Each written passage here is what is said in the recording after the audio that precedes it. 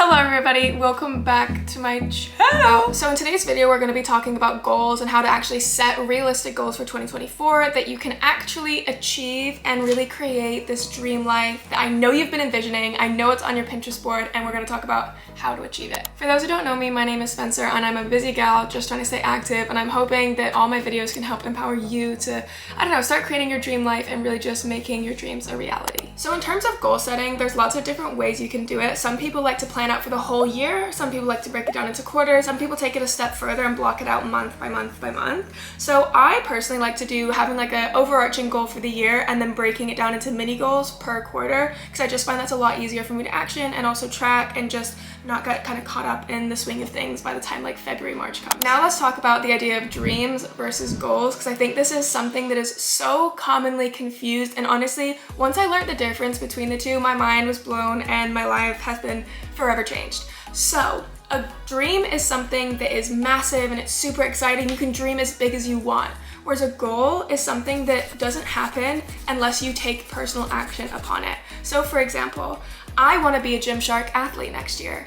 That's fantastic. That is a fantastic dream. And yes, while there are steps I can take towards that, there's so many external factors relying on whether or not that happens. It's hard for that to be a goal because there's only so much I can do towards that out of my own actions. On the other hand, a goal of mine could be I'm going to post 5 times a week on Instagram throughout 2024. And the reason that's a goal is because the action, the person doing the action, is all me. So there's going to be external factors that might make that difficult, but at the end of the day, the responsibility of the action is still on me. Do you see what I mean? So a dream, something that you can't personally control, whereas a goal is something you have all the control around, even though there might be external factors. Now we've gone over the difference between a dream and a goal. Let's talk about goals themselves, because there's good goals and then there's bad goals. So for example, bad goals are ones that are super vague, not really clear, and leave a lot of gray area for you to either not do it and lose motivation, or to kind of like lie to yourself and cheat a little bit. So for example, some bad goals would be,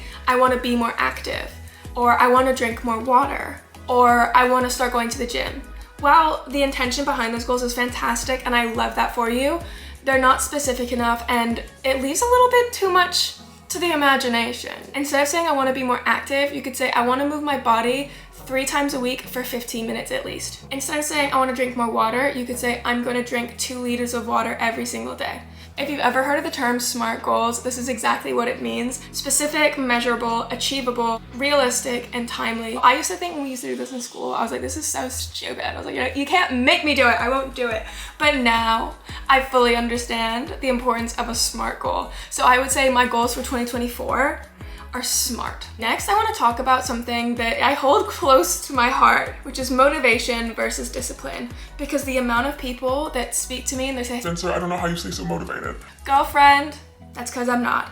I simply have just built up a kind of standard level of discipline which I apply into my regular life. I am in no ways perfect, and becoming more disciplined is 100% on the roster for 2024 for me. And I do go to the gym 5 to 6 times a week, and I'm pretty rigid on that. But that's not just happened overnight, that's been a gradual increase. So getting back to the idea of motivation, if you rely on motivation to achieve your goals, you're going to be always sitting around on the couch waiting for that burst of energy for you to go and work on your passion project.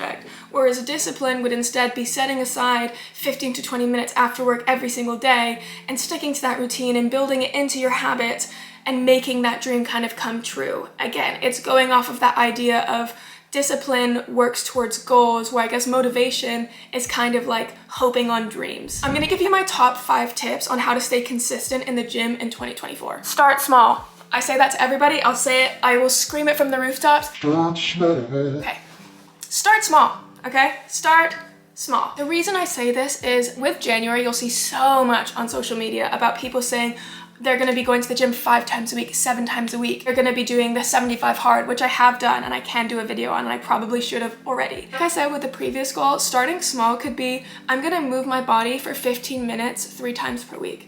That's a really achievable goal, and you can really easily build on that. Remember that fitness is not a 3-month journey. It's not a 6-month thing. It's not even a year-long thing. It's a lifelong habit that you're looking to implement. So you really do have time, so don't feel pressured to like become perfect overnight. It's a craft that everybody learns. On to my tip number 2.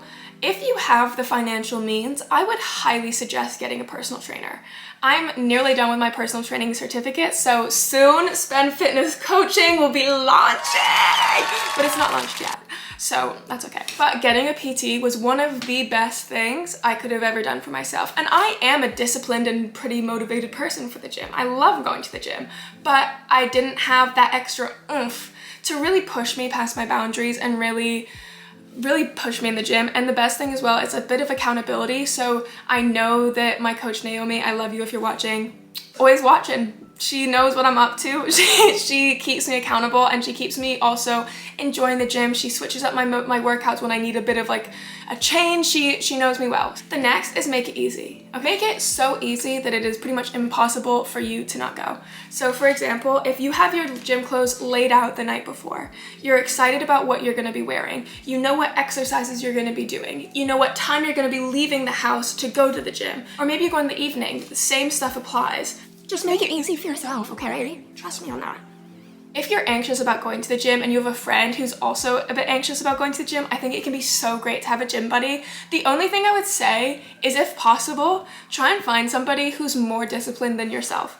Because if you're the disciplined one, the one that's constantly having to drag your friend to the gym, chances are if they don't want to go, maybe you won't go. And then that kind of sets you back a few steps. Whereas if you find somebody who's like dragging your butt there and you're like, I don't want to go, I'm not going, you can't make me. And they're like, get your ass up. Get up, we're going. That'll work out a lot better. All right, last one, goals are a guide. And when I say goals are a guide, it's not saying like go have a free for all, but what I mean is like be realistic with yourself, be gentle with yourself, be kind, because you will react better the kinder you are to yourself. But know that there's a difference between kindness and laziness. That's what I have to say to myself literally all the time.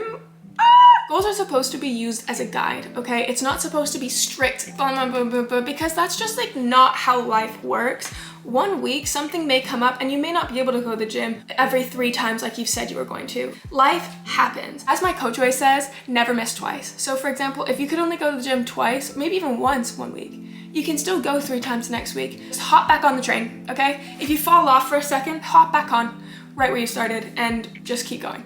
In the past, I've seen some really great goal setting videos and habit setting videos and all of that jazz. So I'm gonna link them in the description for you so you can actually benefit from them as well, because they really helped me and really changed my perspective of everything. So thank you so much for sticking around in this video. I really hope it helped. If you have any questions whatsoever, feel free to drop a comment or message me on Instagram. You can find me on Instagram at Spen_fitness, same thing on TikTok. If you're not following me already, what are you doing? But yeah, thank you so much. I will see you in the next one. Goodbye.